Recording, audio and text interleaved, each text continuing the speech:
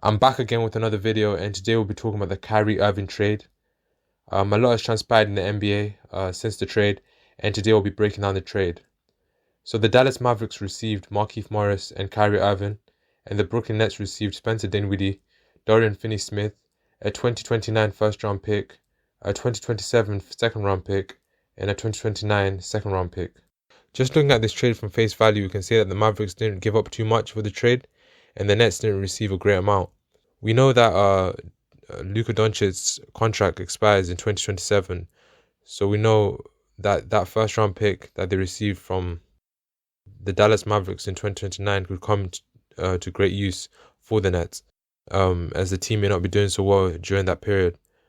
But just looking at what the Nets received, they received a point guard in Spencer Dinwiddie, which will be useful in replacing Kyrie Irving. Dorian Finney-Smith is a great addition.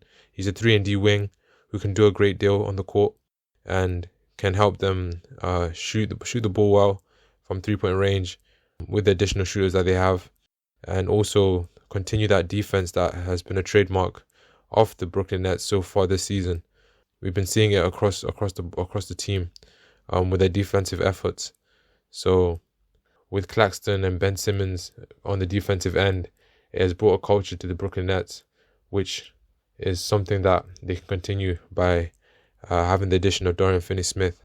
Kyrie replaces former shooting guard Jalen Brunson on the Dallas Mavericks. This is a great addition for the Dallas Mavericks, as Jalen Brunson wasn't really replaced. They kind of continued their season without a replaced point guard, and you could see with Luka Dončić the way he was being used. He was being used with a lot of minutes, and his usage rate went up through the roof this season, and you could see it by his performances with 50-point games, 60-point games, 60-point triple-double, which was amazing to see. But it just shows you how much they were using him and relying on him to score, assist, rebound, and do everything for the team. So now they have Kyrie Irving, who's averaging 27 points. They can kind of have Luka Dončić rest on possessions and not do so much, and this can help balance the team out and help them contend for a title this season. As in the postseason, compared to the regular season, the postseason it's a lot slower pace, less possessions, and you rely on some possessions where a player can take over with the isolation play, or just take over the game basically, and put the team on their back. And now they have two of those type of players in Kyrie Irving and Luka Dončić, players that can just take you to the promised land. And that's what Kyrie Irving was able to do in the NBA Finals against the Warriors in Game 7, when he hit that shot that gave them the advantage in the game. And Kyrie's that type of player. He's that kind of talent. He can do great things on the court. But there were problems with Kyrie Irving when he was with the Nets. He didn't play a lot of games. There'll be question marks with that. Will this continue? To his defense, this season he's made great strides of improving in that area. He's played a lot more games. Obviously, he was suspended for a while, which didn't help with his games. But other than that, he's been playing this season, and he's been looking engaged. Like, just watching him play, watching the Nets games, I've been just seeing a more engaged Kyrie Irving, just a player that looks like he's much more focused. His attention is there, and that's something that you want to see with Kyrie Irving.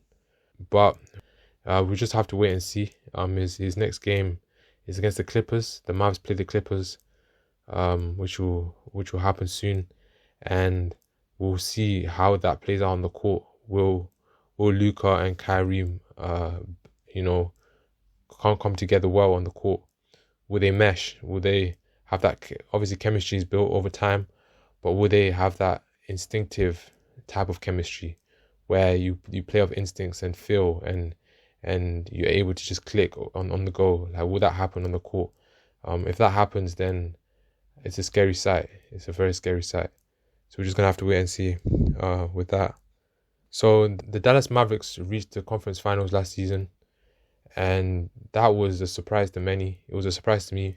I didn't expect them to reach that stage, but it showed us that their team is full of talent and is full of the right components for a championship team. If they can reach that stage, it shows us that they have the potential to do great things. So I think with the remainder of the season, I have high hopes for them that they can succeed, that they can do well.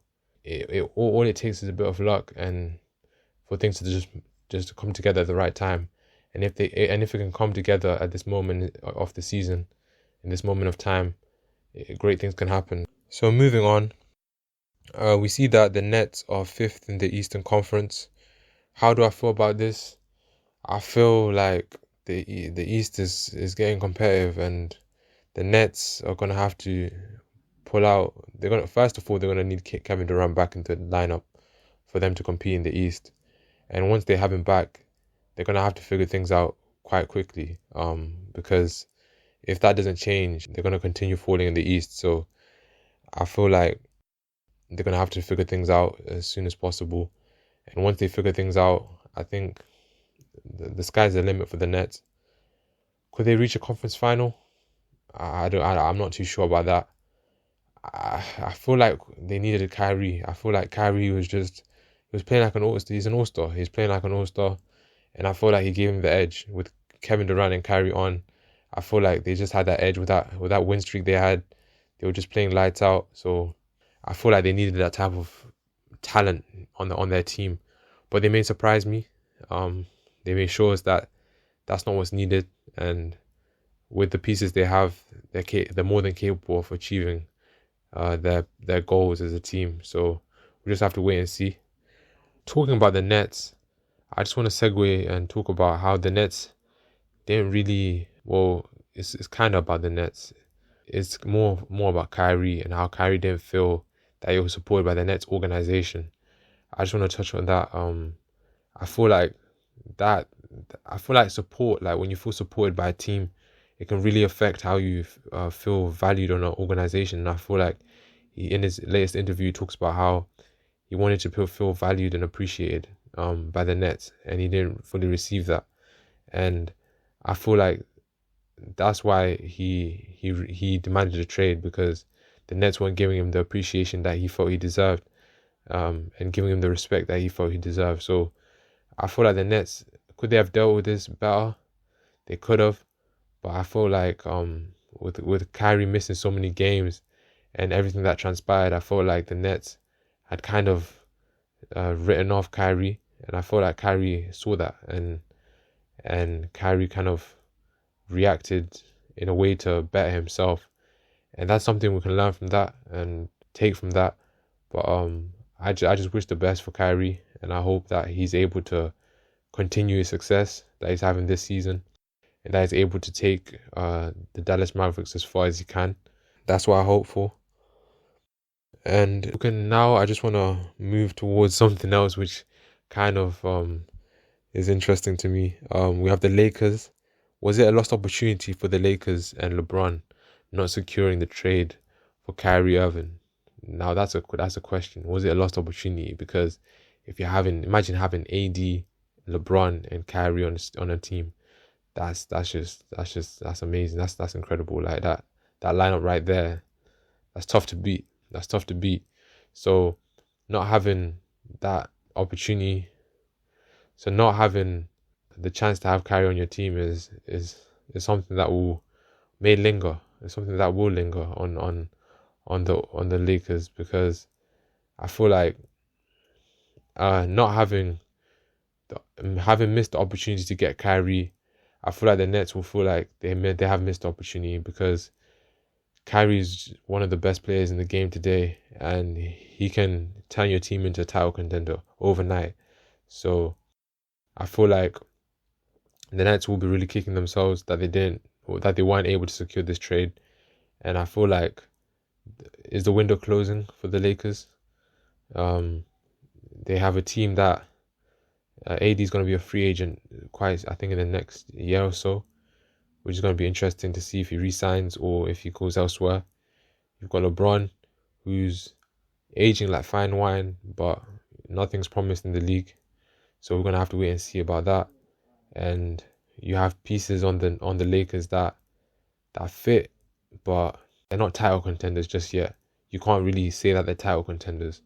Maybe you can, But looking at their record and looking where they are in the Western Conference, it's not really showing in terms of results. So we're just going to have to wait and see how that pans out. But that's all for today. Thank you for listening. And I hope you tune in for more videos.